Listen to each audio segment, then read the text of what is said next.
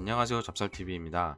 박정희 정권 시절에 북한 노동당으로부터 지령을 받아 반정부 조직을 결성하고 각계 인사를 모으면서 국가사변을 기획하였다는 인혁당 사건은 32년 만에 무죄 선고를 받았으며 대한민국에서 독일과 프랑스로 건너간 194명에 이르는 유학생과 교민 등이 동베를린의 북한 대사관과 평양에 드나들고 간첩 교육을 받았으며 대남 적화 활동을 하였다는 동백님 사건은 국정원 진실위원회에서 당시 정권이 정치 목적을 위해 확대 포장되었다고 발표하였습니다. 박정희 정권은 반공을 국시로 하며 반공태세를 강화하였는데요. 과연 그는 왜 그래야만 하였을까요? 이를 두고 박정희 전 대통령의 좌익 의혹을 해소하기 위한 조치였다는 증언이 나오는데요. 반공을 국시로 삼은 사람의 좌익 의혹이 있다? 상충되는 부분이 있습니다. 오늘은 박정희 전 대통령의 좌익 의혹에 대해서 알아보겠습니다. 1946년 10월 1일에 대구 11 사건으로 불리는 일이 발생합니다.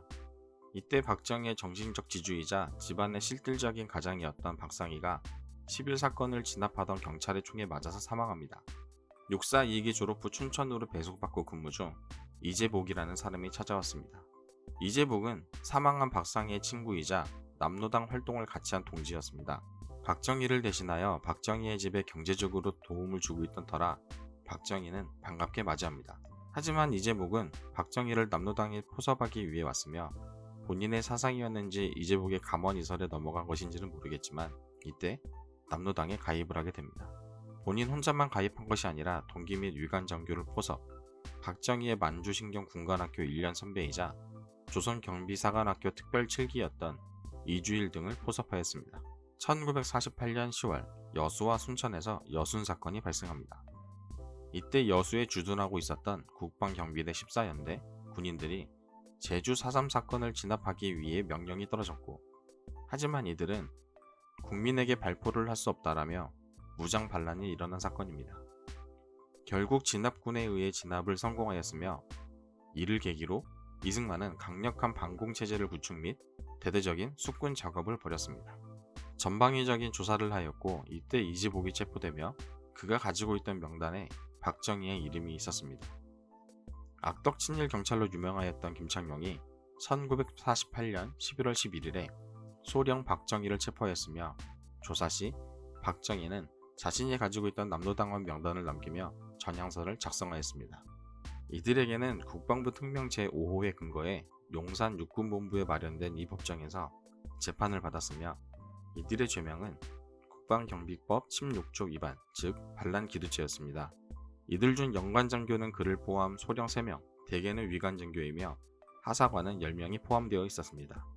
박정희는 국방경비법 제16조, 18조, 33조를 위반하였지만 수사에 적극적인 협조를 하는 등 참작이 되어 사형을 명하고 무기징역이 선고되었으며 1948년 1월 18일에 군사재판 2심에서 징역을 10년으로 감형하고 형 집행 정지한다 라는 판결이 납니다.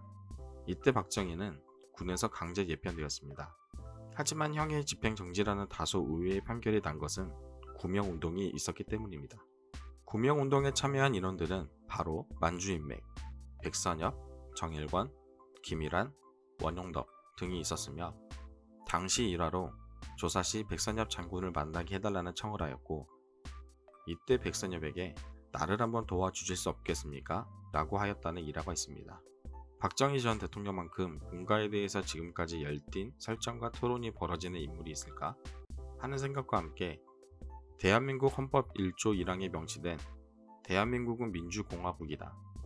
1조 2항에 대한민국의 주권은 국민에게 있고 모든 권력은 국민으로부터 나온다를 유신 독재 헌법을 만들어 대한민국을 박정희의 국가주의로 만들어 놓은 것과 독재 18년 동안 한국 경제가 발전한 것을 모두 박정희의 공으로 돌리는 것은 6, 70년대 최저시급도 받지 못하고 쉬는 날 없이 공장에서 밤낮 없이 일하였던 그리고 타국에서 열악한 환경에서 일했던 파독 광부, 간호사, 명분 없는 타국의 전쟁에서 젊은이들의 목숨값을 박정희 존재 하나와 비교될 수 있을까요?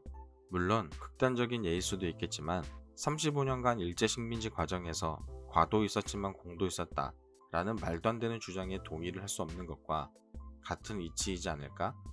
라고 생각해 봅니다.